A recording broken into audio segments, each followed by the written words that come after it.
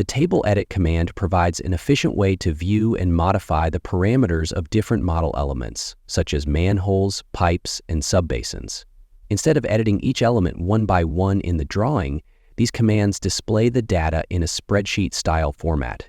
This makes it easy to review, compare, and bulk edit parameters. For this example, we'll use the Manhole Table Edit command.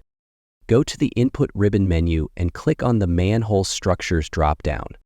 Select Manhole Table Edit command. This will open the Manhole Table Edit dialog box. Each Table Edit dialog contains two main tabs.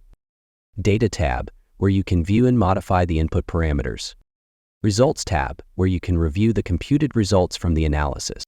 The data can also be filtered or sorted based on any parameter.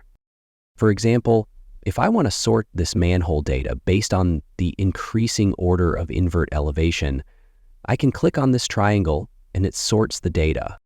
You can even right-click and export this out to Excel or a PDF, or you can copy the data table to the clipboard.